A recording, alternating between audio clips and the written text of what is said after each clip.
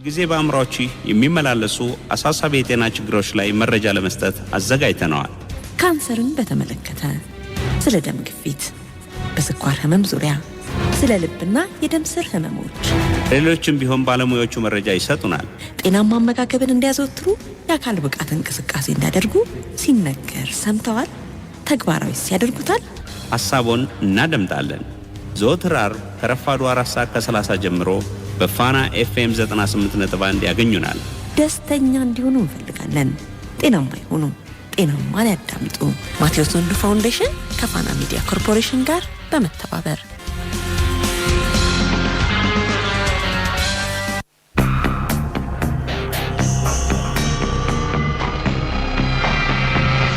ሰላም አድማጮች እንደምናላችሁ። ጤናማ የተሰኘው ሳምንታዊ ፕሮግራማችንን ነው ጀምሯል። አንድ ሰዓት ያህል አብረን እንቆያለን። እንግዲህ ጤና መሰረታዊ ነገር ነው ስንል በዋናነት ሁሉንም ነገር ለማከናወን ወሳኝ ስለሆነ ነው። እንግዲህ የጎረሱትንም ለማዋጥ ይባላል በእኛ ብሂል። ጤና ያስፈልጋል ሲባል ይገለጻል። ሰው በጣም ውስብስብ ፍጡር ነው። እያንዳንዱ አካላችን እንግዲህ የሌላውን ሰውነት ተባብሮ መስራት ይጠይቃል። እጃችንን ለማዘዝ እስትንፋስ ያስፈልገናል። አእምሯችን መልእክትን ማስተላለፍ አለበት። ደም ስሮቻችን የልባችንን ጤና ግድ ይላሉ። የነዚህ ሁሉ መናበብ ነው እንግዲህ እግራችን እንዲራመድ፣ እጃችን እንዲሰነዘር፣ አይናችን እንዲያይ፣ አፍ እንዲናገር የሚያደርገውና የሰው ልጅ አፈጣጠር እጅግ ግሩም ነው። እያንዳንዷን ንጥረ ነገር ምንም ሳትሳነፍ እንግዲህ ጥቅም ላይ በመዋል ቆመን እንድንሄድ ያደርጋል። እኛ ደግሞ እንግዲህ እንደ አንድ ሰው ተፈጥሯችንን ተጠቅመን ሰውነታችንን እናዛለን፣ እንቆጣጠራለን። አእምሯችን እንደዚህ ሁሉ ያዛል።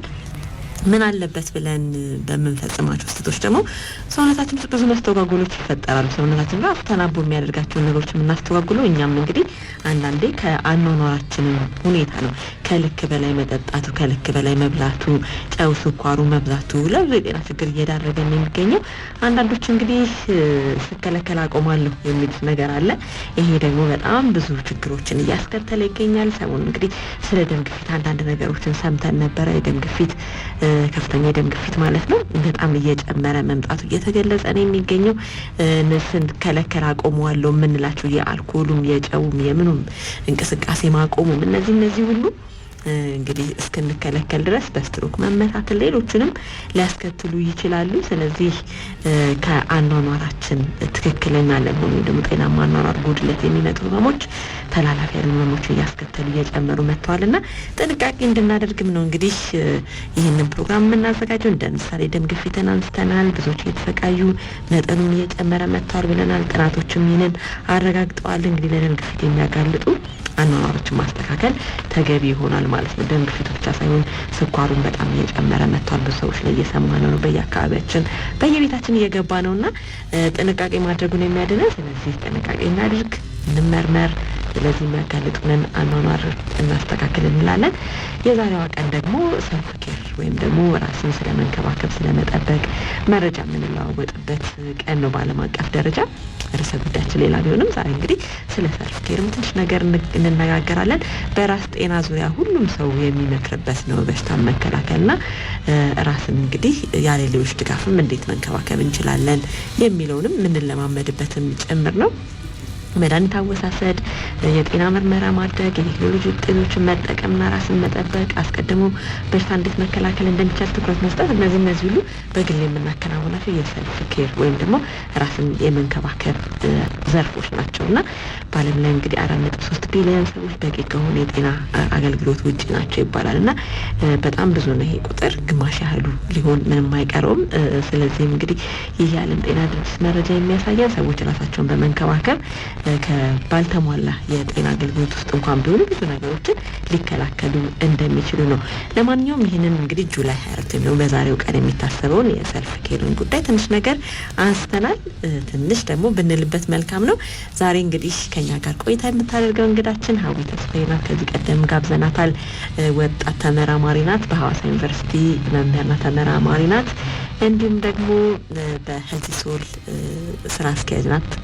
ከዚህ ባሻገር ደግሞ በቅዱስ ጊዮርጊስ ስፖርት ክለብ የስነ ምግብ አማካሪ ሆና ስታገለግል ቆይታለች። በጣም ነው የምናመሰግነው ሀዊ ስለመጣሽ። እንኳን ደህና መጣሽ። እንኳን ደህና ጠበቃችሁ። በጣም አመሰግናለሁ። ሰልፍ ኬር ላይ ትንሽ ነገር እንበል እንዴ ወደ ዋናው ጉዳያችን ከመግባታችን በፊት ዋናው ጉዳያችን ዛሬ እንግዲህ ጤናማ አካባቢ ላይ መሆን እንዲሁም ደግሞ ምቹ የሆኑ አካባቢያችን ላይ ከተሞች ላይ በተለይ በጣም ጥሩ የሆኑ ለጤናችን የሚጠቅሙ ሁኔታዎች እየተፈጠሩ ነው። እሱ ላይ ነው የምንነጋገረው። ነገር ግን ትንሽ ስለ ሰልፍ ኬር እንበል። እሺ አመሰግናለሁ አክብራችሁ ስለጋበዛችሁኝ። ሰልፍ ኬር ማለት ወይም ራስን መጠበቅ ማለት ለራስ ጊዜ መስጠት፣ ለራስ ጥሩ አስተሳሰብ መያዝ፣ እንደገና ደግሞ አመጋገባችንን፣ የአካባቢያችን ሁኔታ ጤናማ በሆነ አኗኗር ራሳችንን መጠበቅ ማለት ነው እና ጤናማ አካባቢ ደግሞ የበለጠ ስንኖር የራሳችንን ጤና በዛው የራሳችንን ሰልፍ ኬር መጠበቅ እንችላለን ማለት ነው። ስለዚህ ያው ራስ ላይ ብዙ መስራት ሰዎች አሁን እየለመዱ መጥተዋል። ቀደም ሲል ከራስ ወዳድነት ጋር ይያያዝና ሰው ስለ ራሳቸው ብዙ እንትን አይሉም ነበር፣ ትኩረት ሰጥተው ራሳቸው ላይ አይሰሩም ነበር። ነገር ግን አሁን ከስነ ልቦና ጀምሮ በጣም ብዙ ነገሮች ላይ የራስን አቅም ማሳደግ ላይ ብዙዎች ትኩረት ሰጥተው ይሰራሉ።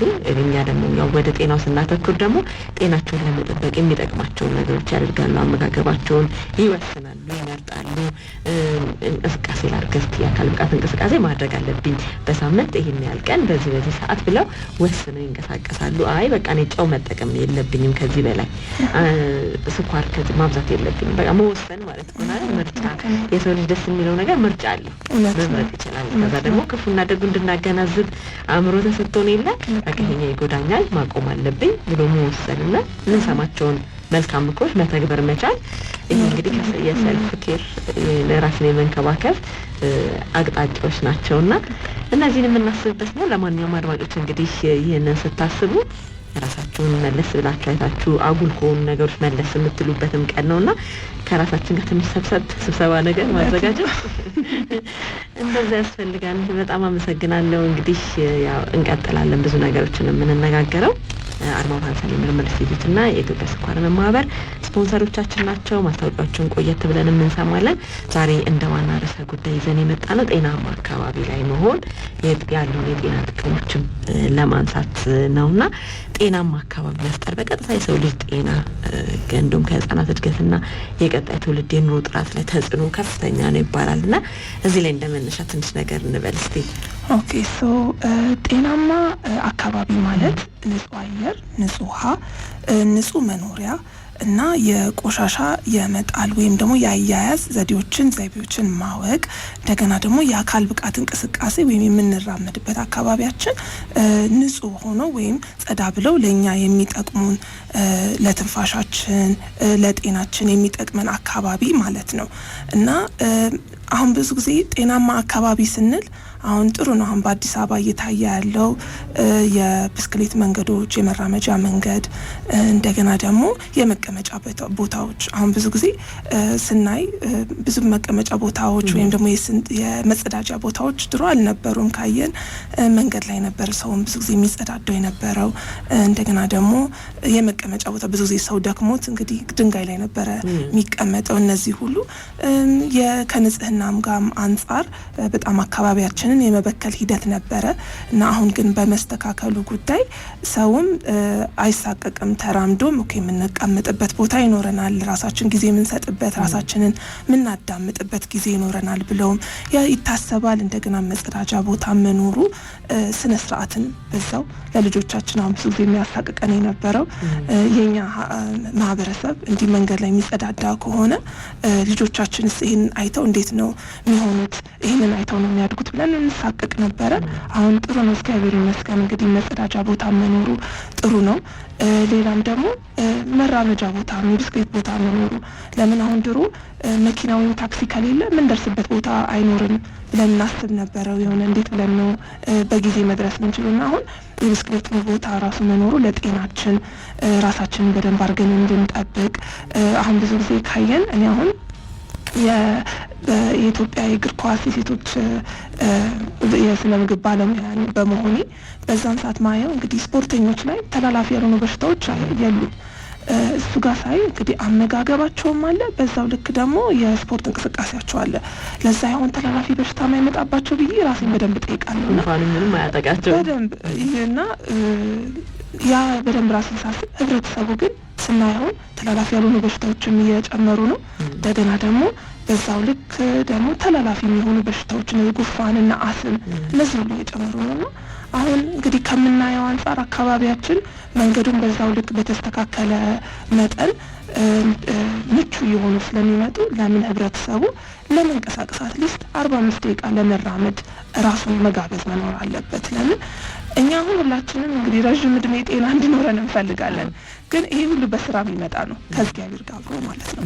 እና ተቀምጠን እንደዚህ አይነት እድሎችን እናጣለን። ብዙ ጊዜ በምንቀመጥበት መኪና ብዙ በምንጠቀምበት ሰዓት አሁን ካየሽ ብዙ ጊዜ ወንዶች ካስተዋልን ከሆነ ድሮ በእግር ነው የሚራመዱና ታክሲ የሚጠቀሙ ወጣቶች ልክ መኪናው ሲገዛ ወይም ሹፍርና ሲመጣ ከመኪናው እና ምን ይመጣል የቦርድ አላስፈላጊ ቦታ ስብ እየመጣ ይመጣልና አንዳንዴ ሌክዠሪን ስንገዛ በዛው ልክ ጤናችንን እናጣለን። እና ማሰብ ያለብን ኦኬ መኪና ካለን እንዴት ነው ድሮ የምንራመደውን ማካካስ የሚኖርብን ብለን ራሳችንን መጠየቅ ይኖርብናል። ካለበዛ አሁን ተላላፊ ያልሆኑ በሽታዎች በቃ ካለመንቀሳቀስና አመጋገባችን ባለማስተካከል ዳይሬክትሊ የሚመጡ ሂደቶች ናቸው። ስለዚህ አሁን መራመድ እንችላለን፣ ቢደክመን መቀመጫ ጥሩ አሉ። ስለዚህ ያንን አጋጣሚ አካባቢያችንን እያየን የተደሰትን እንደ አረንጓዴ ነገሮች በደንብ እየበዙ ነው በምናየው እሱማ እያደረግን ጤናችን መጠበቅ እንችላለን። እውነት ነው። እነዚህ እንግዲህ ተላላፊ በሽታዎች ተላላፊ ባልሆኑ ስለተያዙትም ጭምር ህመም ይፈጥራሉና ከዚህ አኳያ ከመነሻቸው ለመቆጣጠር አካባቢም ደግሞ ወሳኝ ነው አይደል? አሁን የሰውነት የመከላከል አቅም ይቀንሳል ስኳር ካለ። ስለዚህ እነ ጉንፋን ምናምንም ያንን ሰው ያጠቁታልና በጣም ወሳኝ ናቸው አይደል? አካባቢ ላይ ያለው ንጽህና መጠበቅ እንዴ በጣም አሁን የሚገርመው በዓለም ጤና ድርጅት እንደሚለው አሁን አብዛኛው በየአመቱ 7 ሚሊዮን ያህል ሰዎች ለሞት የሚጋለጡት እነዚህ ደግሞ ህመሞች አብዛኞቹን የልብ በሽታ፣ ስኳር፣ የሳምባ አስም እነዚህ ሁሉ አካባቢያችን ጽዱ ካለመሆኑ የሚመጡ ህመሞች ናቸው። እና ስለዚህ አሁን ኤክሰርሳይዝ ማድረግ ስንል የግድ ጂም ገብተን ወይም ብዙ ወጪ አውጥተን ማድረግ የለብንም። አካባቢያችንን አሁን በተለይ ስኳር ህመም፣ ደም ግፊት ያለብን ሰዎች ምንድነው ማድረግ ያለብን?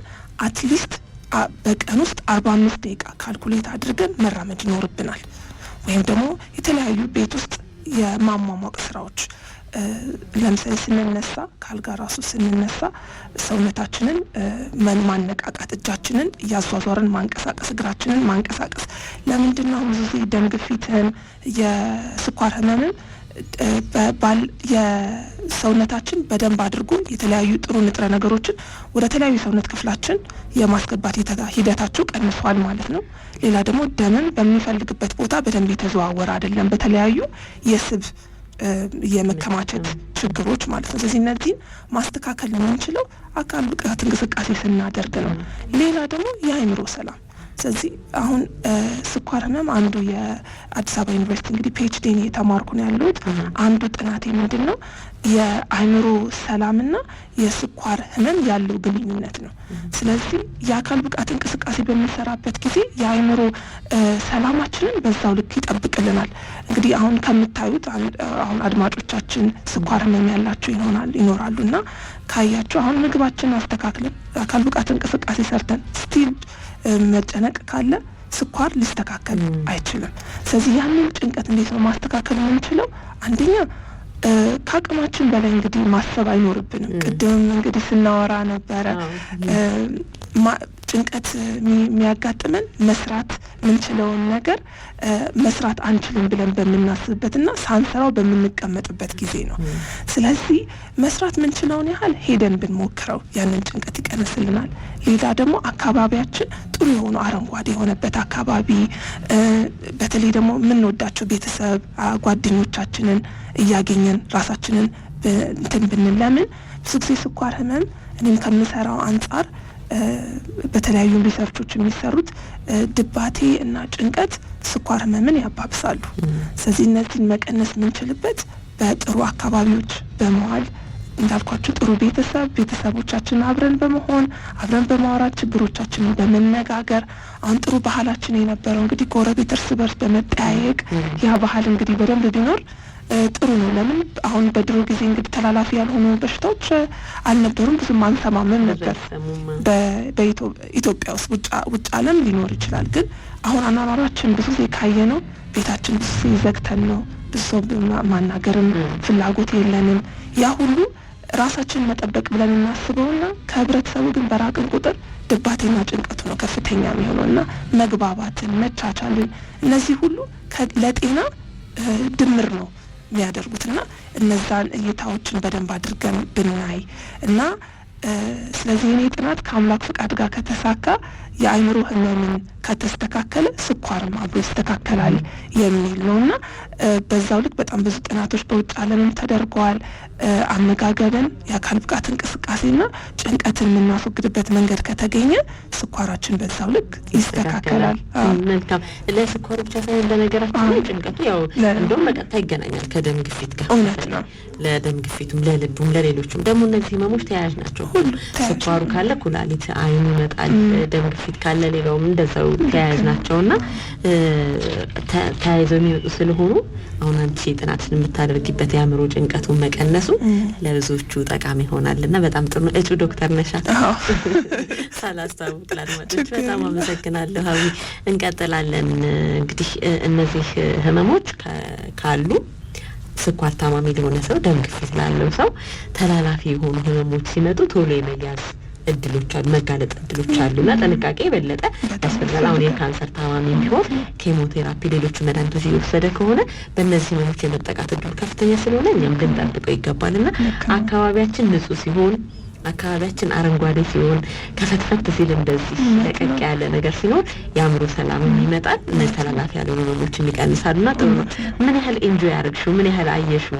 አዲስ አበባ ላይ በጣም ብዙ ለውጦችን እያየን ነው።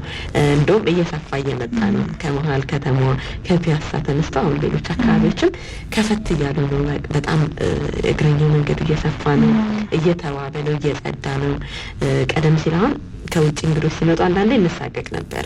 እንግዶችን ማስጎብኘት እድሎች ብዙ ነበሩኝና ሲመጡ ምንድነው የሚሉት? መጀመሪያ ምንድነው ህንጻዎቻችሁ አትቀቡትም? ቀለም ምንድነው? በቃ በጣም ብዙዎቹ ያነሳሉ። እንደውም በየቢሮ ሁሉ ሄደው የሚመለከታቸው ቢሮዎች ጋር ሁሉ ሄደው ስራዬ ብለው ያነጋገሩ እንግዶች ነበሩኝ። ለምንድን ነው ህንጻችሁ ቢጫ የሚሆነው ቆሻሻ የሚሆነው? በየሆቴሉ ሲገቡ ደግሞ እጅ መታጠቢያዎች ምናምን ሳይሰሩ ሲቀሩ ለምንድን ነው የማይሰሩት? ከሰዎች ደግሞ ቅድም እንዳልሽ መንገድ ላይ ሲጸዳዱ ሲያዩ ለምንድን ነው እንደዚህ የሚሆነው የሚል ጥያቄ በጣም ብዙ ጊዜ ያነሱ ነበርና አሁን ከተማችን ላይ እንዳልሽው መቀመጫዎች አሉ፣ መጸዳጃዎች አሉ፣ የእግረኛ መንገዶቹ በጣም ብዙ እንትን አለና ምን ያህል አይተሽዋል ልልሽ ነው። እኔ አሁን ትናንትና በአጋጣሚ በእግሬ ብዙ ቦታዎች ሲሄድ ነበረና ብዙዎቹን አየሁኝ። እነ ፒያሳ 4 ኪሎ ላይ ያለውን ሁልጊዜም መመላለስበት ስለሆነ ሁሌ አየዋለሁ። እንደ አዲስ ቀበና አካባቢ ናይቻለሁ ሰሞኑንና በጣም ደስ የሚል በተለይ አመሻሽ ላይ በጣም ያምራልና መብራቶቹም ራሱ ከመብራቱ ጋር በተለይ በእግር ለሚሄድ ሰው በጣም ያምራልና የትኞቹን አየሽ? ወጥነስ የሚሲማ አካባቢ ቦሌም እንደዛ ነውና የትኞቹን እንጂ ያረክሻቸው ተደሰትሽባቸው ልጅ ነው?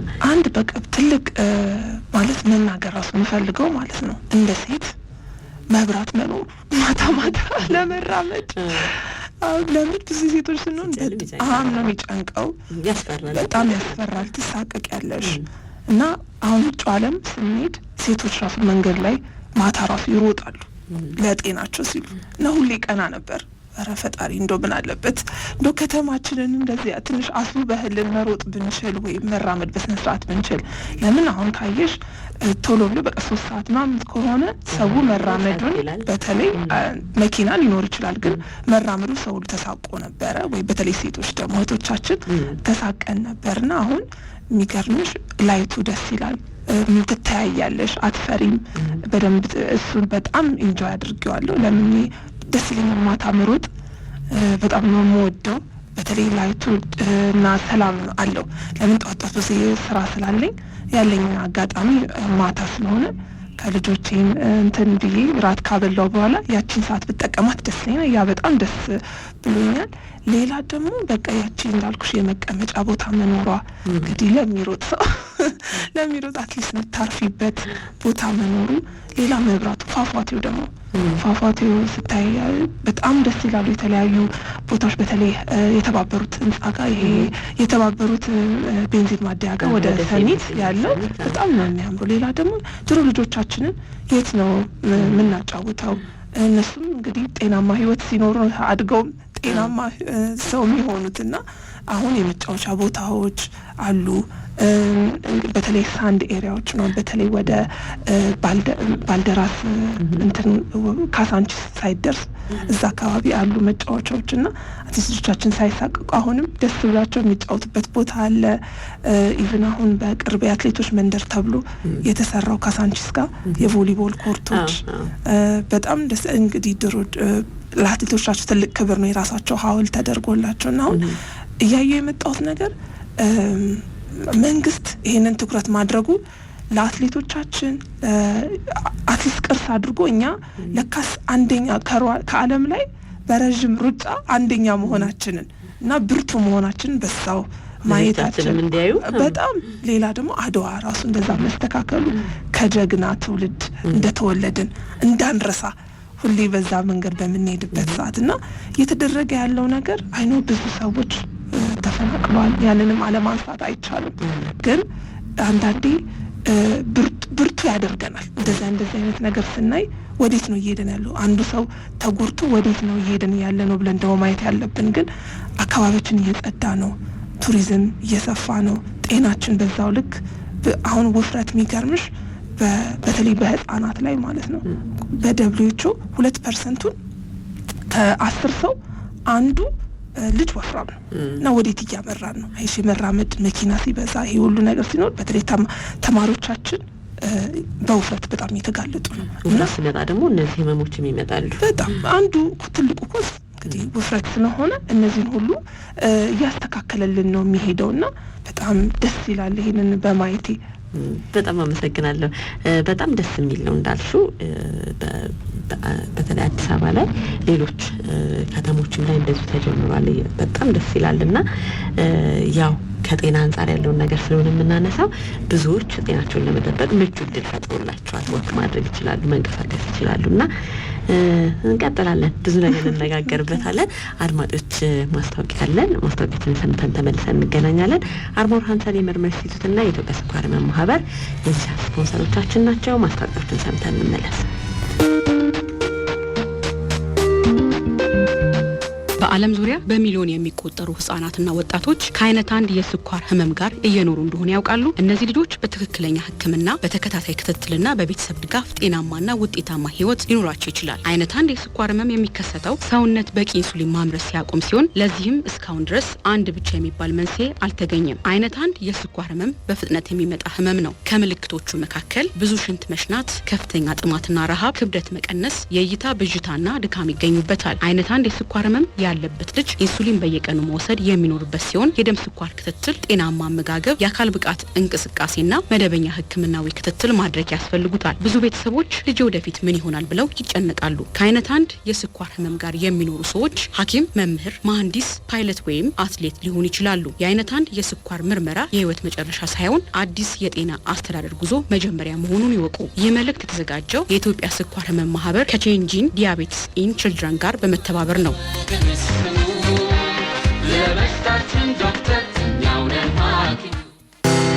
የአርሞር ሃንሰን የምርምር ኢንስቲትዩት አህሪ የተቋቋመው በ1962 ዓ.ም ሲሆን በጤና ጥበቃ ሚኒስቴር ስር ከሚገኙ ተቋማት መካከል አንዱ ነው። በጤና ምርምርና ልማት የእውቀትና የቴክኖሎጂ ሽግግር ማዕከል ሆኖ ማገልገል፣ የህክምና ሙከራዎችና የባዮኢኩቫለንስ ጥናት ማካሄድ፣ በጤና ምርምርና ልማት ዘርፍ ሀገራዊ ሰው አቅምን መገንባትና በውድድር የሚገኙ የምርምር ስራ ማስኬጃ ገንዘብ ማስገኘት ዋና ዋና ዓላማዎቹ ሲሆኑ በአገር አቀፍ ደረጃ ቅድሚያ በሚሰጣቸው የምርምር አካባቢዎች መሰረት በተላላፊና ተላላፊ ባልሆኑ በሽታዎች ላይ ምርምር ያደርጋል። ያደርጋል፣ የእውቀት አስተዳደርን ያጠነክራል፣ የምርምር ግኝቶችና ሌሎች መረጃዎችን በህትመትና በሌሎች መንገዶች ያሰራጫል። በማስረጃ ላይ የተመሰረተ ውሳኔ ለመስጠት በምርምር ግኝቶች ላይ በመመስረት ለሚመለከታቸው አካላት የፖሊሲ አጭር መግለጫዎችን ያቀርባል፣ ጥናቶችን ያካሂዳል። የአርማወር ሃንሰን የምርምር ኢንስቲትዩት አህሪ ስለሚሰራቸው ስራዎች ተጨማሪ መረጃ ማግኘት ከፈለጉ ዘነበ ወርቅ አለርት ሆስፒታል ግቢ ውስጥ በሚገኘው ቢሮአችን በአካል ይምጡ ወይም ደግሞ በስልክ ቁጥር 0911 74 7938 ይደውሉ። ምርምር ለተሻለ ጤና። አርማወር ሃንሰን የምርምር ኢንስቲትዩት።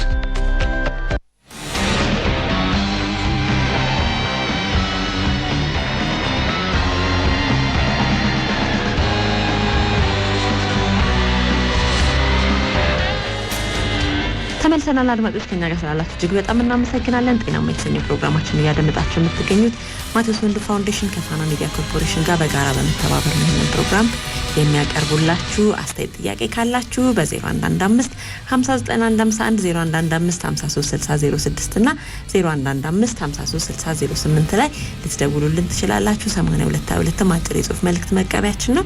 በዚህ ታገኙናላችሁ። ቆየት ብለን ጥያቄ የሚያሸልም ጥያቄ እናቀርብላችኋለን። አርማወር ሃንሰን የምርምር ኢንስቲትዩት አንጋፋ የምርምር ተቋም ነው። ስፖንሰራችን ነው። እጅግ በጣም እናመሰግናለን። የኢትዮጵያ ስኳር ህመም ማህበርም እንዲሁ ስፖንሰራችን ነው። እናመሰግናለን።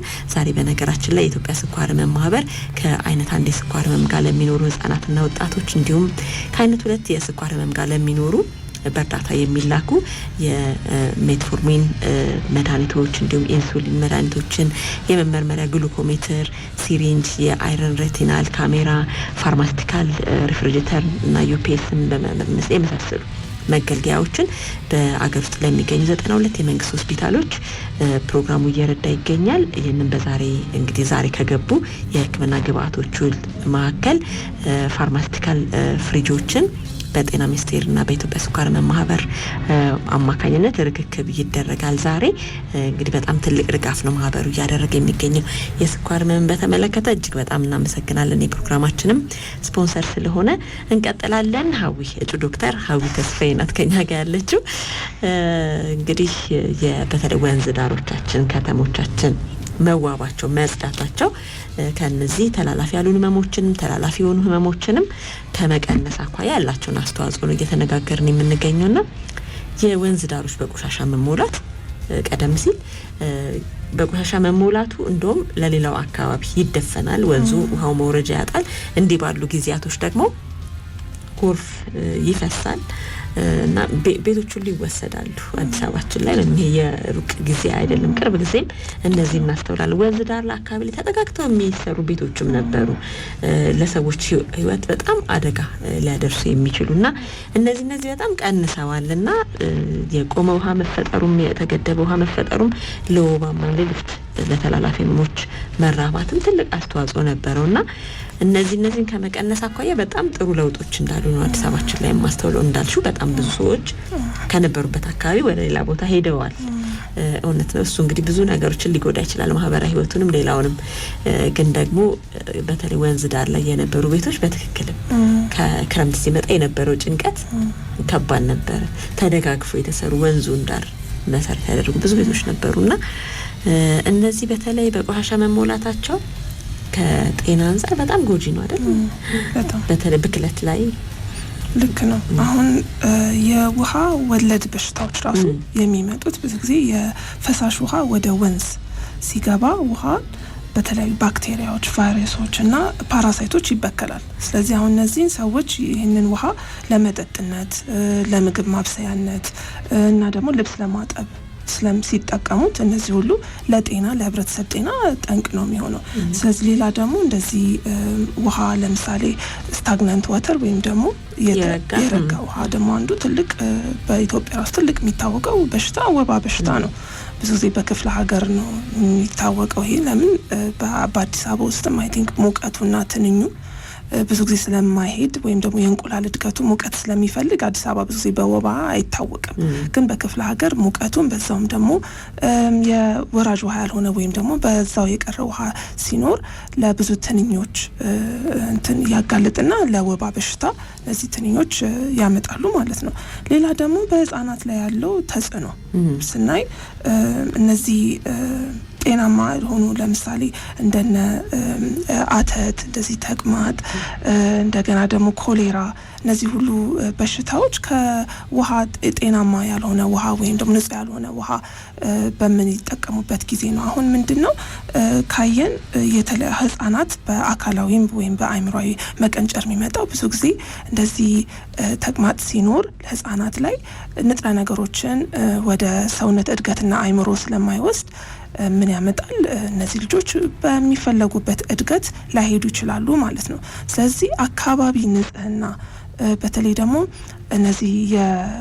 እነዚህ የፈሳሽ ውሃ ወደ ወንዝ የሚገቡበት ንጽህና ንጹህ ውሃ የማይገኝበት ሂደት ሲኖር በጣም ህብረተሰቡን በተለይ ደግሞ ህጻናትን በጣም እየጎዳ ነው የሚመጣውና እነዚህ ላይ በተለይ ትኩረት አድርጎ ቢሰራ ጥሩ ነው ብዬ አስባለሁ። እውነት ነው።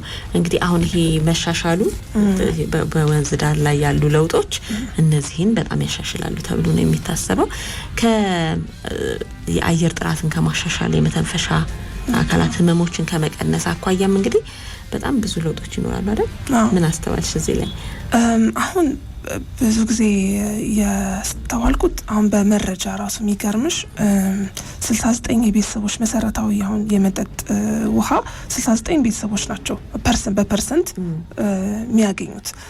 ሌላ ደግሞ መጸዳጃ ራሱ አሁን ብናውቅ like 26% ቤተሰቦች መሰረታዊ የሆነ መጸዳጃ ቤት አላቸው ተብሎ የሚታሰበው 10% ማለት ነው።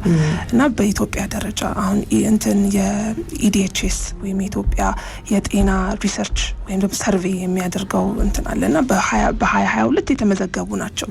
እነዚህን በምናይበት ገና ስራችን በደንብ መሰራት አለበት። ገና ብዙ መሰራት አለበት።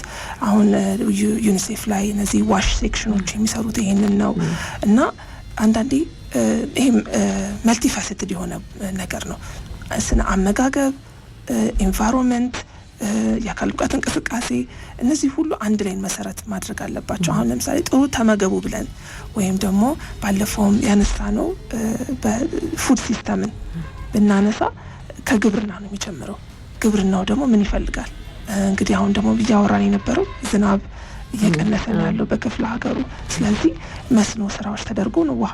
ስለዚህ እነዛ ውሃው የሚመጣው ከየት ነው? አትክልቱን የሚያጠጡት ወይም ምግቡን የተለያዩ እንዲበቅል እንዲደረግ ወይም አዝመራው እንደሚባለው የሚያገኘው ውሃው ከየት ነው? እነዚህ ሁሉ ላይ ትኩረት ተደርጎ ካልተሰራና አንድ ላይ መሄድ ካልተቻለ ለህብረተሰቡ ጠንቅ ነው፣ ጤናው ላይ ጠንቅ ነው የሚሆነው። ስለዚህ አካባቢያችን በጸዳ ቁጥር አመጋገባችን እኛም ራሳችን የምንጠይቅበት በተለይ አሁን እያየን ያለ ነው የህፃናት አስም። አሁን ዶክተር አብይ ነው አይደል የሚባለው ከእንትን ጋር ያለው ሆስፒታል አወቅሹ መተንፈሻ አካል እነሱ ራሱ አንድ ትልቁ ችግር ኢቭን የቤት አሰራራችን ቺፑድ አይደለ ከላይ ያለው እሱ ውሃ ቋጥሮ ሞልድ ቤታችን አናያቸው፣ ግን ቤታችን ውስጥ በቂ ቬንቲሌሽን አይኖርም። ከዛ እነዛ ሁሉ ለአስማችን አንዳንዴ አሁን አድማጮቻችን ቤታቸውን በደንብ አድርገው ውሃ ፍሳሽ መኖሩን እኛ የምናስበው ውሃ ፍሳሽ የሚለውን ነገር ይዘንብብናል ጭንቅላታችን ላይ አይደለም ነው መውረዱን ነው የምናየው። ቶሎ ብለን ቤታችንን እናሰራ ውሃ እንዳይፈስብን ብለን ነው የምናስበው። ግን ትንሽ እርጥበት ካላት ያ ሞልድ ይፈጥራል። ያ ሞልድ ደግሞ ለአስም በተለይ ደግሞ ለህፃናቶች በጣም ለህፃናቶች አሁን ብዙ ከሰማሽ ብዙ ሰርጀሪ አፍንጫቸውን የሚሰሩ ጉሮሯቸውን የሚሰሩ ህፃናት አሉና ከባድ ነው። ቤተሰብ ራሱ ያለው ጭንቀት በዛ ላይ እና ይሄንን ለማስተካከል ቤቶቻቸውን በደንብ ኢንስፔክት ማድረግ ይሄ ነገር ማየት በደንብ ያስፈልጋል። እንደገና ደግሞ አንዳንዴ ልጅን ከመጠበቅ እንልና ከቤት አናስወጣው። ያ ራሱ ትልቅ ችግር ነው። ብስክሌትን ባይኖር ቤት ውስጥ የመግዛት አቅም ራሱ የሌላቸው ቤተሰብ ካሉ ልጆቻቸውን ማራመድ ዋክ ማስደረግ ለምን ትልቁ አስምን ሊያስተካክል የሚችለው በጥሩ የሆነ ኢንዱራንስ የልብ መምታታችን በደንብ ሲስተካከል አፍንጫችን በደንብ መተንፈስ ይጀምራል እና ንጹህ አካባቢ ሲኖር መተንፈሳችን በደንብ እየተስተካከለ ይመጣልና ያንን በደንብ ተግባራዊ ያደረግን ስንሄድ እንግዲህ ለልጆቻችንም ለናኛም ጤና ጥሩ እያደረግን እንመጣለን ብዬ አስባለሁ። አካባቢያችን ላይ የምናየው ነገር ግን አየርን ከማሻሻል አኳያ በጣም ልዩነት የሚፈጥር ነው አይደል? ቀደም ሲል ከነበረው ልክ ነው። አሁን አዲስ አበባ ድሮ ሲወራ ምሳሚው የሽታ በጣም ሽታ አለ የቆሻሻ ሽታ አለ ሰው ክፍለ ሀገር መሄድ የሚፈልግበት ራሱ ንጹህ አየር ፍለጋ ነውና አሁን እንደ ድሮ ሽታው የለም ቢያስባለሁ ለምን አሁን ኢቭን በየቦታው የቆሻሻ መጣያም እየተስተካከለ ነው ያለው ኢቭን አሁን ራሱ የሰማሁት በቅርብ ቆሻሻ የሚጥሉ ሰዎች ራሱ ደሞዛቸው ጥሩ የሆነ ነው ስለዚህ አሁን ቆሻሻን መጣል ወይም ቆሻሻን የሚጥል ሰው ክብር እንዳለው ደሞዝም ጥሩ ስለሆነ ስለዚህ ሁሉም ሰው አትሊስት ቆሻሻ አገራችን በቆሻሻ መጣል ብናግዝ እኛም ሳንጎዳ ህብረተሰቡን እንጠቅማለን የሚል አስተሳሰብ እየተቀረጸ ነው ማለት ነው ስለዚህ ያ ነገር የጽዱ የሆነ ኢንቫይሮንመንት እየፈጠርን ነው ያለ ነውና በጣም ጥሩ መለውጦች በጣም አሉ እውነት ነው አሁን እነዚህ የወንዝ ዳር ልማት የተሰራባቸው የኮሪደር ልማት የተሰራባቸው አካባቢዎች ለስንንቀሳቀስ ቀደም ሲል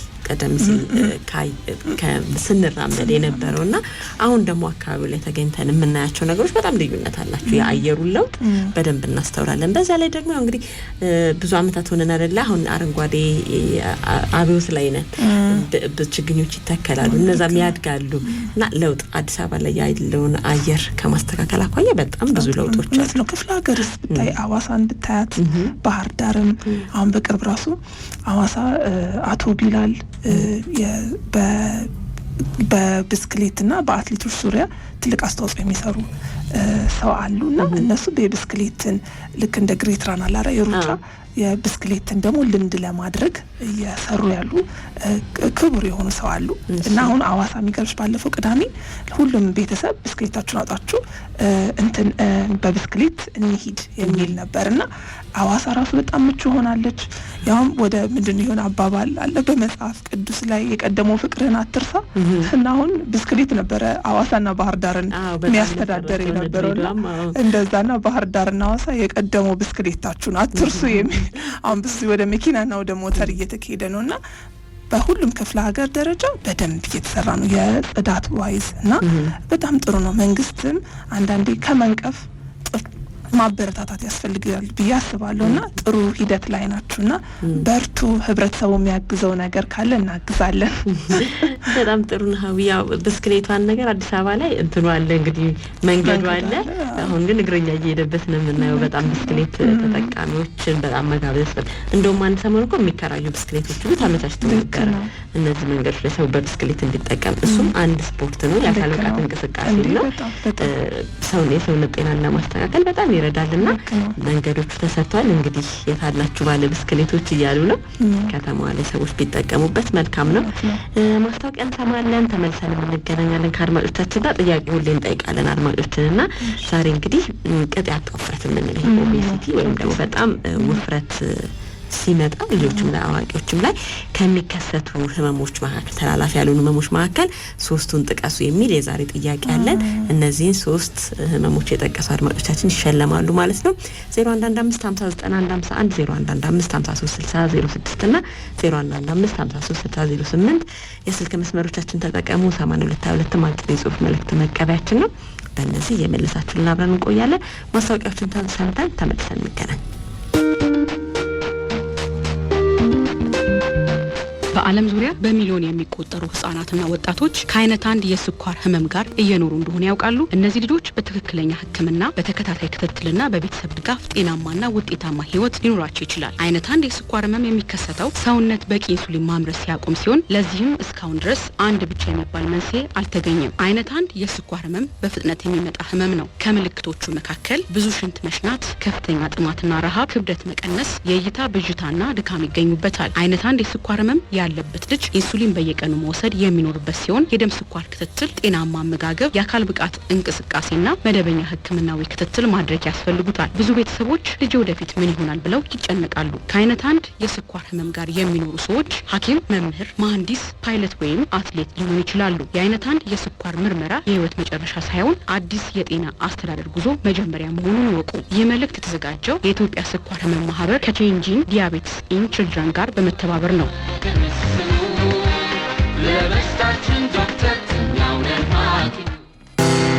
የአርማውራ ሃንሰን የምርምር ኢንስቲትዩት አህሪ የተቋቋመው በ1962 ዓ.ም ሲሆን በጤና ጥበቃ ሚኒስቴር ስር ከሚገኙ ተቋማት መካከል አንዱ ነው። በጤና ምርምርና ልማት የእውቀትና የቴክኖሎጂ ሽግግር ማዕከል ሆኖ ማገልገል፣ የሕክምና ሙከራዎችና የባዮኢኩቪለንስ ጥናት ማካሄድ፣ በጤና ምርምርና ልማት ዘርፍ ሀገራዊ ሰው አቅምን መገንባትና በውድድር የሚገኙ የምርምር ስራ ማስኬጃ ገንዘብ ማስገኘት ዋና ዋና ዓላማዎቹ ሲሆኑ በአገር አቀፍ ደረጃ ቅድሚያ በሚሰጣቸው የምርምር አካባቢዎች መሰረት በተላላፊና ተላላፊ ባልሆኑ በሽታዎች ላይ ምርምር ያደርጋል፣ የእውቀት አስተዳደርን ያጠነክራል፣ የምርምር ግኝቶችና ሌሎች መረጃዎችን በህትመትና በሌሎች መንገዶች ያሰራጫል፣ በማስረጃ ላይ የተመሰረተ ውሳኔ ለመስጠት በምርምር ግኝቶች ላይ በመመስረት ለሚመለከታቸው አካላት የፖሊሲ አጭር መግለጫዎችን ያቀርባል፣ ጥናቶቹን ያካሂዳል። የአርማወር ሃንሰን የምርምር ኢንስቲትዩት አህሪ ስለሚሰራቸው ስራዎች ተጨማሪ መረጃ ማግኘት ከፈለጉ ዘነበ ወርቅ አለርት ሆስፒታል ግቢ ውስጥ በሚገኘው ቢሮአችን በአካል ይምጡ ወይም ደግሞ በስልክ ቁጥር 0911 74 7938 ይደውሉ። ምርምር ለተሻለ ጤና። አርማወር ሃንሰን የምርምር ኢንስቲትዩት።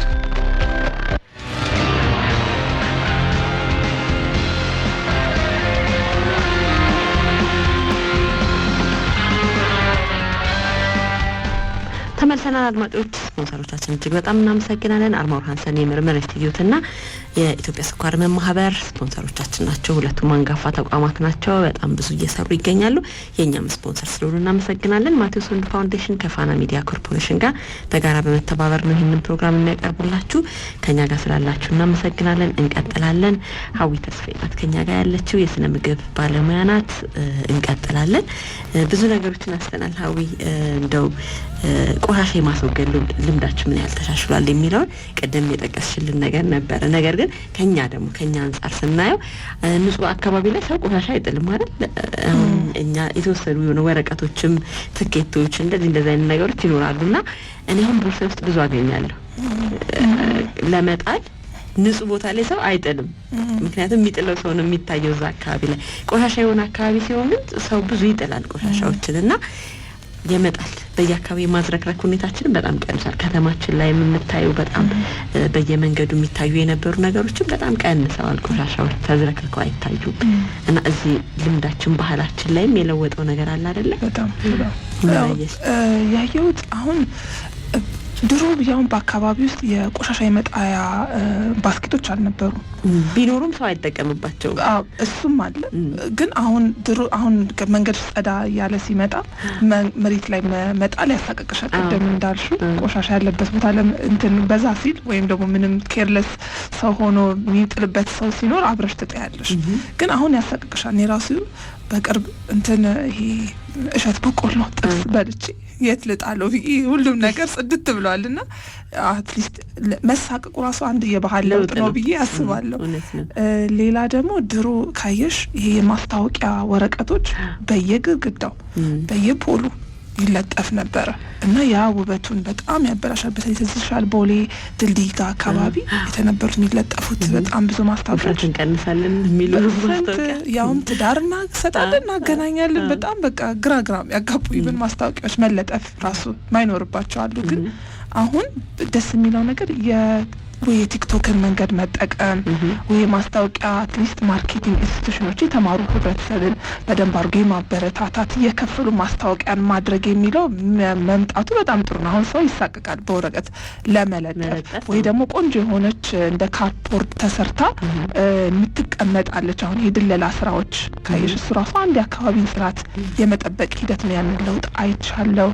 ሌላ ደግሞ እንዳልኩሽ ቅድም ሰራተኞች የቅጥር አገልግሎቱ እየተስተካከለ ስለሆነ አሁን ቆሻሻ ህብረተሰቡ አይነቅም። ስራ ለመስራት ከፈለገ ቆሻሻ የሚጥልበት ዘዴዎች እየተፈጠረ ነው ያንን ስራ አገልግሎትን ለማግኘትና አሁን ሰኞና ማክሰኞ ወይም ሮብና ሐሙስ ተብሎ የቆሻሻ የመጣያ ፕሮግራሞች ወጥተዋል። ስለዚህ አሁን ሰው ድሮ ወንዝ አካባቢ ካለ ሰው ወንዙ ጋር ነው ቆሻሻውን የሚጥለው። ያ ደግሞ አሁን እንዳልነው ማቀጣቱ ጥሩ ነው በጣም። ለምን ካየሽ የብዙ የአስም በሽታዎች የተለያዩ ተቅማጥ በሽታዎች እነዚህ ሁሉ የሚመጡት ከወንዝ ዳር ይመጣል ችግር ነውና ቆሻሻ አንጻር ነውና እነሱ ሁሉ ተስተካክሎ አሁን ቆሻሻ የሚጣልበት እንትን ሂደቶች መምጣታቸው ደግሞ ፊት ለፊት አይደለም። አሁን ትልቅ የቆሻሻ ማጠራቀሚያ ራሱ ያለው ተደብቆ ሰውን በሽታ እንትን እንዳይጎዳ በሚለው ነውና በጣም ብዙ ለውጦች አሉ። ያውም አይ ቲንክ እኛ እዚህ ብዙ አለመውጣታችን ጎድቶናል። ከውጭ ሀገር እንደው መጥቼ እንደው ባየኋት አዲስ አበባ ነው ያስብላል። አሁን በጣም ጥሩ እየተሰራ ነው። ቅርብ ጊዜ የመጡ ሰዎች ደግሞ አሁን በቃ ይሄንን ለውጥ በደንብ አመስግነውታል። በጣም በቃ በአዲስ አበባ ላይ በጣም ለውጥ አለ፣ ፈጣን ለውጥ መኖሩን ነው የመሰከሩት። እውነትም በጣም በዚህ በኩል በጣም ብዙ ለውጦች አሉና እነዚህ እንግዲህ ለብዙ ነገር ምቹ ይሆናሉ። ተላላፊ ያሉ ህመሞች እንዳይመጡብን ሊመጡም ደግሞ ለመቆጣጠር ይጠቅማሉና ምን ያህል የተጠቀምንበት ነው የሚለው ሌላው ጥያቄ።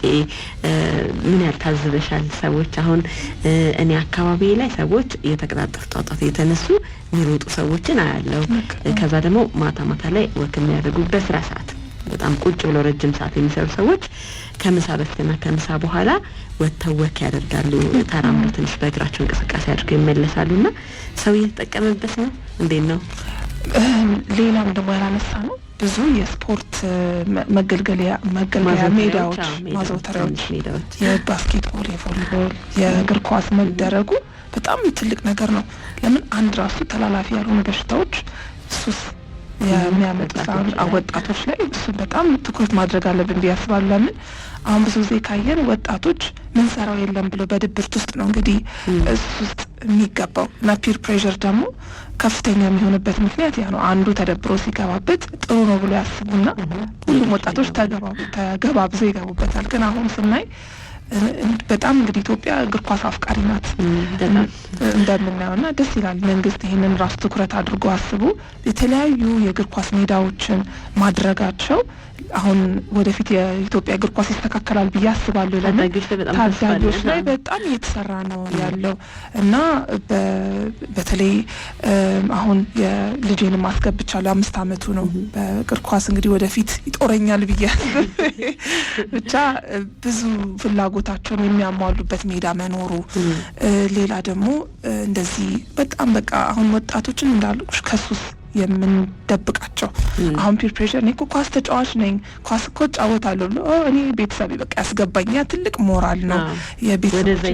ወደዛ ይሄዳሉ። ሌላም ደግሞ የምንራመድበት እና አሁን ጥሩ ነው እንደዚህ ሳይከፋ ነገር ሳይከፋ ካሁኑ ቶሎ መቅጨታችን ይሄ የወጣቶችን ጥሩ ቦታ አዋዋል እንደገና ደግሞ ላይብረሪዎች ራሱ መሰራታቸው የማንበቢያ ጊዜ ቦታዎች ኢቭን አሁን ድሮ መኪና ውስጥ ሆኖ ነው መጽሐፍ አዟሪዎች የሚጠይቁት የሚሸጡት። አሁን ግን ወንበር የሚቀመጡበት ቦታ ስላለ እዛም ለመጽሐፍ አዟሪዎች እድል ይሰጣል፣ ምቹ ይሆናልና ብዙ ነገር ነው የተቀየረው። ቅድም እንዳልኩሽ እኛ ወተን ስላላየ ነው ተመሳሳይ የሆነብን መጣ እንጂ እንትን አሁን ዝም ስጠይቅኝ የሚያየው እያስተዋልኩ ያለሁት በጣም ብዙ ለውጦች ነው ያሉት እና ለስፖርተኛ ትውልድ ነው ወደፊት እንግዲህ አንዱ ከብራዚል እንሰለፋለን ብዬ ነው ማስበው። ኢትዮጵያ እውነት ነው፣ ተስፋ እናደርጋለን። አሁን እንደ ክረምት በሚሆንበት ጊዜ ልጆቻችንን የት እናውላቸው የሚለው የብዙዎቻችን ጭንቀት ነበረ። በቃ ቤት ይውላሉ። ከዛ ቤት ውስጥ ደግሞ ምንድነው ለምደው የሚመጡት ይሆን የሚለው የብዙ ወላጅ ጭንቀት ነበር። በተለይ ደግሞ በክረምቱ አሁን ግን ልጆቻችን አስቀድመው ያው እኔም ልጆች አሉኝ አንቺ ልጆች አሉሽና አስቀድመው ራሱ በቃ አሁን በዚህ ክረምት ኳስ እጫወታለሁ፣ በዚህ ክረምት ቴኳንዶ እገባለሁ እንደዚህ እያሉ በደንብ ክረምቱን የተጠቀሙበት ለጤናቸው ጥሩ አዋዋል የሚያወሉበት። ከዛ ደግሞ እንዳልሽው አንድ ልጅ እንደዚህ አይነት ነገር ላይ ሲውል የት ነበር የት ነህ ምን እየሰራህ ነው ይባባላሉ፣ ልጆች ይነጋገራሉ። ወደ ጤናማ ህይወት የሚመጡበትም ነው። በጣም ትልቅ ጥቅም አለው። እንግዲህ ይሄ ጽዳቱ፣ አረንጓዴ መሆኑ፣ የሚያምር ነገር መታየቱ፣ የሚዋልበት መገኘቱ ይሄ በጣም ለልጆች መጫወቻ ቦታ መስፋፋቱ በጣም ትልቅ ለውጥ አለውና ለልጆች ብቻ ሳይሆን ለአረጋውያን መቀመጫ ቁጭ ብለው የሚያወጉበት የሚንቀሳቀሱበት ነገር እንደውም ደግሞ ራሱ ትንሽ የሚያርፉበት ራሱ ነው። ለአካል ጉዳተኞችም ምቹ የሆኑ መንገዶች መኖራቸው ለቀቅ ሲል እኮ እነሱም በአይነ ስውራን የሆኑትን በደንብ ይሄዳሉ። ለዊልቸር ምቹ የሆኑ ቦታዎችን አስተውለናልና ይሄ ለሁሉም ሰው መልካም ነው። አንቺ ከምትሰሪበት አኳያ የአእምሮ ጤናን ከማሻሻል አኳያ ደግሞ ምቹ አካባቢ ላይ መሆን ሌላው ቀርቶ እኮ ከለሮችን ይረብሻሉ የሚባለው ቀለማት ይረብሻሉ እንኳን አይደለም ይሄ ዝብርቅርቅ ያለ ቆሻሻው ምኑ ጭንቀቱ ጭሱ እነዚህ ተደምረው ስለዚህ እዚህ አእምሮ ጤና በማሻሻልም ለውጥ አለው አይደል በጣም ተጠቅማለሁ በጣም አሁን ቅድም ተላላፊ ያሉ በሽታዎች ላይ ትኩረት አድርገን እየሰራን ስለሆነ ነው እንጂ መጀመሪያ አሁን አመጋገብ ዘዴ የአካል ብቃት እንቅስቃሴ ፕሪቨንሽን ናቸው ፕሪቨንሽን ቅድመ ጥንቃቄ ስራዎች ናቸው ስለዚህ እነዚህ ህመሞች ራሱ ሳይመጡብን እነዚህን ብናደርግ ወደዛ ህመም አይወስደንም ያ ደግሞ ተላላፊ ያልሆነ በሽታም ከያዘን ወይም ህመም ከያዘን በኋላ ደግሞ ወደ ቀድሞ ሁኔታችን እንድንመለስ የሚያደርጉን ደግሞ ተመሳሳይ ሂደቶች ናቸው የአካል ብቃት እንቅስቃሴና አመጋገብና አካባቢያችን ናቸው ስለዚህ መራመድ ራሱ አንድ የልብ ምታታችን በሚጨምርበት ሰዓት ኤክሰርሳይዝ በምናደርግበት ሰዓት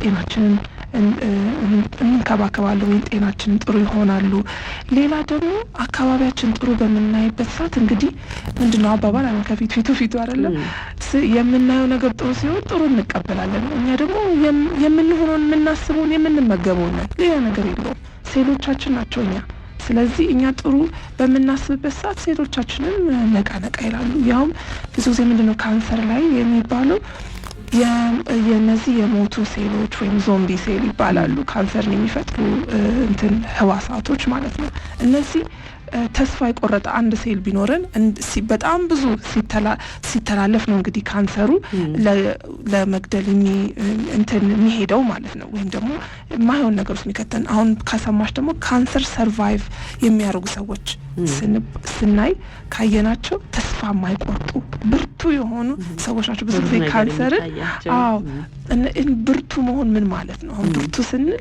ተስፋ የማይቆርጥ ለራሱም ለቤተሰቡም ለሀገሩም ዋጋ ያለው ለመኖር ጉጉት ልክ ነው ህክምናው እውነት ነው ህክምናውን በአግባቡ የሚከታተል እና ያ ሁሉ ለራስሽ እንግዲህ አሁን ሰልፍ ኬርን በዛው የተነጋገርን ስለሆነ ለራስ ማሰብ ማለት ራስ ወዳድነት ማለት አይደለም ለራስ ማሰብ ማለት ራስን በማወቅ ምን ይገባኛል ምን ያስፈልገኛል ከዛም በኋላ ደግሞ እኔ ማልፈልገውን ሰው ላይ እንዲደረግበት አልፈልግም ብሎ ማሰብ ቀና መሆን እነዚህ ሁሉ ሰርቫይቭ ከማድረግ ካንሰርን ስኳር ህመምን ከማስተካከል ይሄ ሁሉ ተያያዥነት አለውና አካባቢው ደግሞ ጥሩ አካባቢ ማለት እኮ ጥሩ ህብረተሰብ ያለበትም ነው የሚጨምረው አይደለ ጥሩ አካባቢ ማለት ባዶ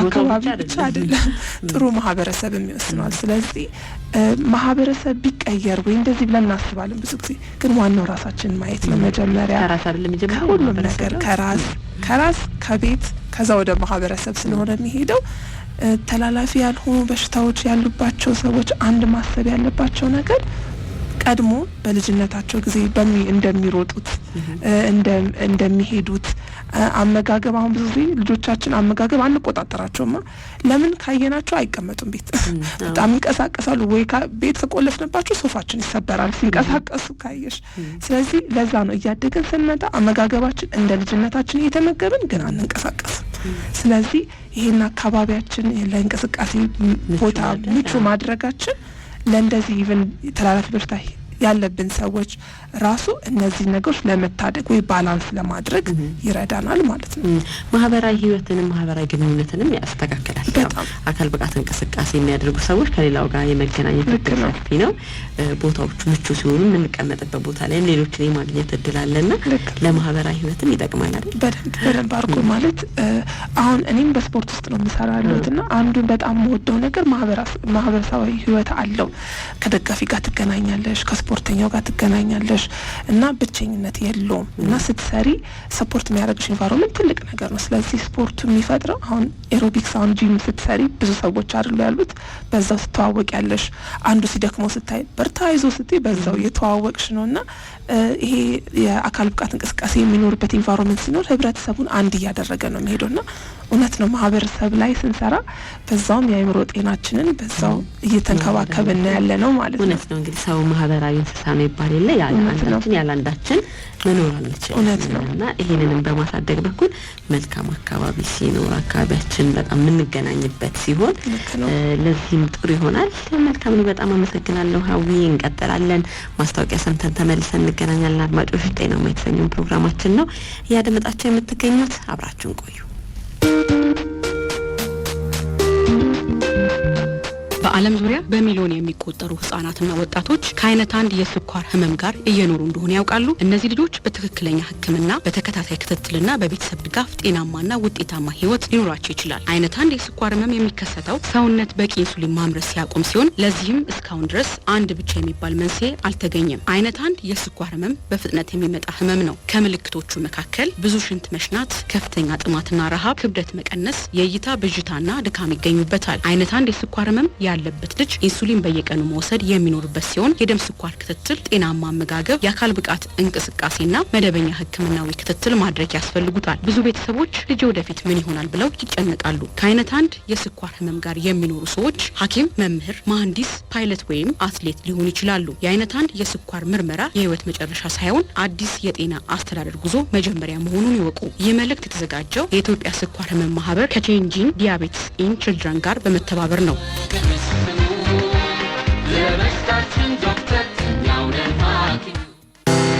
የአርማውር ሃንሰን የምርምር ኢንስቲትዩት አህሪ የተቋቋመው በ1962 ዓመተ ምህረት ሲሆን በጤና ጥበቃ ሚኒስቴር ስር ከሚገኙ ተቋማት መካከል አንዱ ነው። በጤና ምርምርና ልማት የእውቀትና የቴክኖሎጂ ሽግግር ማዕከል ሆኖ ማገልገል፣ የህክምና ሙከራዎችና የባዮኢኩቫለንስ ጥናት ማካሄድ፣ በጤና ምርምርና ልማት ዘርፍ ሀገራዊ ሰው አቅምን መገንባትና በውድድር የሚገኙ የምርምር ስራ ማስኬጃ ገንዘብ ማስገኘት ዋና ዋና ዓላማዎቹ ሲሆኑ በአገር አቀፍ ደረጃ ቅድሚያ በሚሰጣቸው የምርምር አካባቢዎች መሰረት በተላላፊና ተላላፊ ባልሆኑ በሽታዎች ላይ ምርምር ያደርጋል። የእውቀት አስተዳደርን ያጠነክራል። የምርምር ግኝቶችና ሌሎች መረጃዎችን በህትመትና በሌሎች መንገዶች ያሰራጫል። በማስረጃ ላይ የተመሰረተ ውሳኔ ለመስጠት በምርምር ግኝቶች ላይ በመመስረት ለሚመለከታቸው አካላት የፖሊሲ አጭር መግለጫዎችን ያቀርባል፣ ጥናቶችን ያካሂዳል። የአርማውር ሃንሰን የምርምር ኢንስቲትዩት አህሪ ስለሚሰራቸው ስራዎች ተጨማሪ መረጃ ማግኘት ከፈለጉ ዘነበ ወርቅ አለርት ሆስፒታል ግቢ ውስጥ በሚገኘው ቢሮአችን በአካል ይምጡ ወይም ደግሞ በስልክ ቁጥር 0911 74 7938 ይደውሉ። ምርምር ለተሻለ ጤና። አርማውር ሃንሰን የምርምር ኢንስቲትዩት።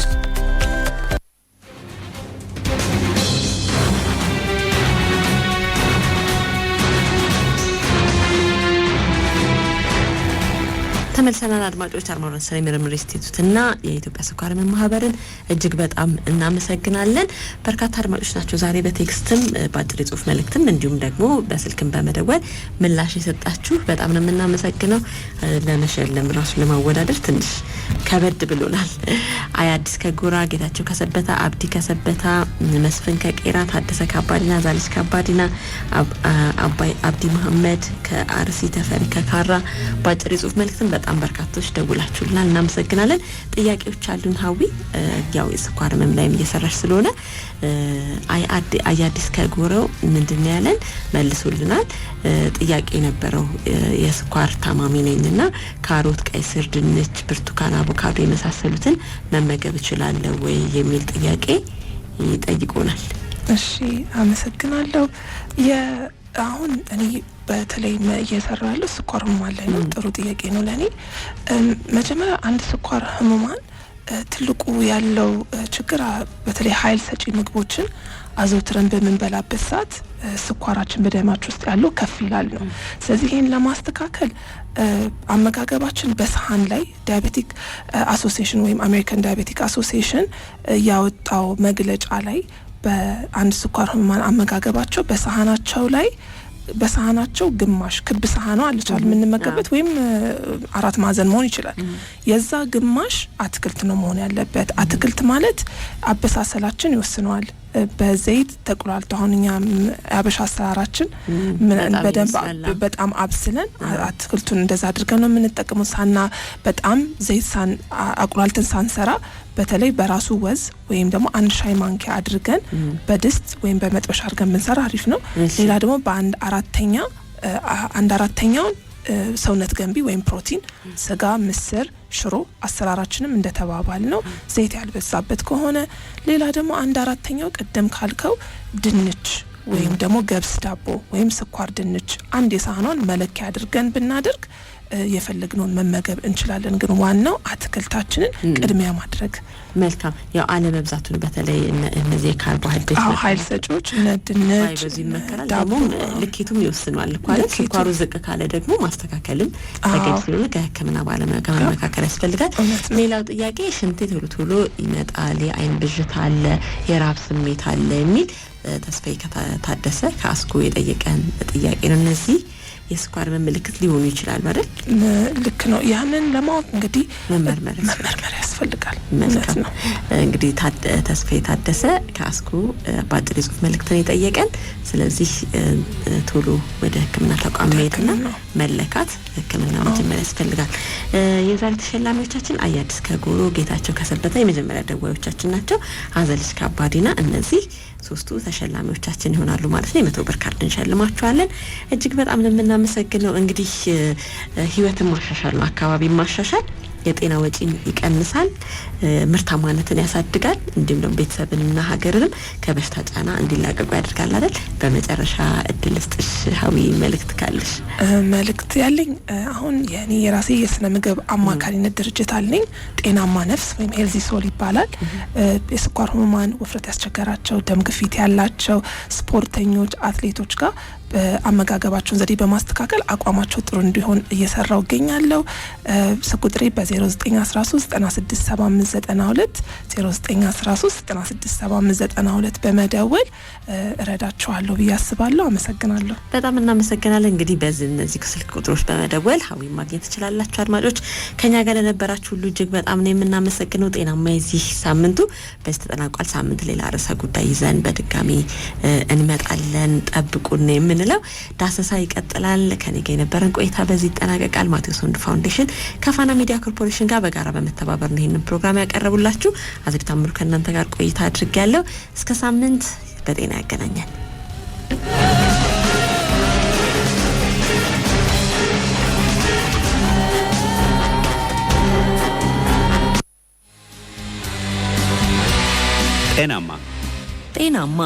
ጤናማ ተላላፊ ያልሆኑ ህመሞች ላይ የሚያተኩር የሬዲዮ ፕሮግራም ነው። ጤናማን ሁልጊዜ በአእምሮአች የሚመላለሱ አሳሳቢ የጤና ችግሮች ላይ መረጃ ለመስጠት አዘጋጅተነዋል። ካንሰርን በተመለከተ፣ ስለ ደም ግፊት፣ በስኳር ህመም ዙሪያ፣ ስለ ልብና የደም ስር ህመሞች፣ ሌሎችም ቢሆን ባለሙያዎቹ መረጃ ይሰጡናል። ጤናማ አመጋገብን እንዲያዘወትሩ፣ የአካል ብቃት እንቅስቃሴ እንዲያደርጉ ሲነገር ሰምተዋል? ተግባራዊስ ያደርጉታል? ሐሳቦን እናደምጣለን። ዘወትር ዓርብ ከረፋዱ 4 ሰዓት ከ30 ጀምሮ በፋና ኤፍኤም 98.1 ያገኙናል። ደስተኛ እንዲሆኑ እንፈልጋለን። ጤናማ ይሁኑ፣ ጤናማን ያዳምጡ። ማቴዎስ ወንዱ ፋውንዴሽን ከፋና ሚዲያ ኮርፖሬሽን ጋር በመተባበር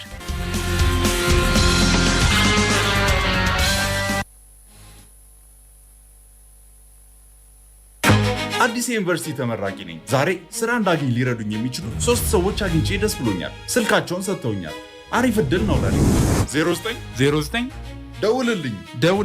ደውልልኝ 209 ኔትወርክ ላይ ናቸው። ሰላምታ ብቻ ደግሞ አይደለም፣ በደንብ ማናገር አለብኝ። ምንድነው ማደርገው? ከሳፋሪኮም መፍትሄ ቀርቦልናል። ሳምንታዊ 120 ደቂቃ ጥቅል በ30 ብር ብቻ በመግዛት ከ07 ሳፋሪኮም ወደ 09 ቴሌ እንደ ልብ እንደዋል። ሄሎ፣ ሰላም አቶ ዳንኤል። ዛሬ የተዋወቅኩት አዲሱ ተመራቂ ነኝ። ሰላም ህሊና፣ ስለ ስራው እድል ላናግሮት ነበር አደዋወሌ። ሰላም አቶ ዳዊት፣ በስልክ እንዳናግሮት ስለፈቀዱልኝ አመሰግናለሁ። ሳፋሪኮም የቴሌ ጥቅል በየትኛውም ሰዓትና ቦታ ሳንገደብ በሳምንታዊ የ120 ደቂቃ ጥቅል በ30 ብር ብቻ በመግዛት ከሳፋሪኮም 07 ወደ ቴሌ 09 እንደ ልብ እንደዋል። ኮከብ 777 ኮከብ 1 መሰላል ላይ አሁኑኑ ይደውሉ። ሳፋሪኮም ኢትዮጵያ፣ በአብሮነት ወደፊት።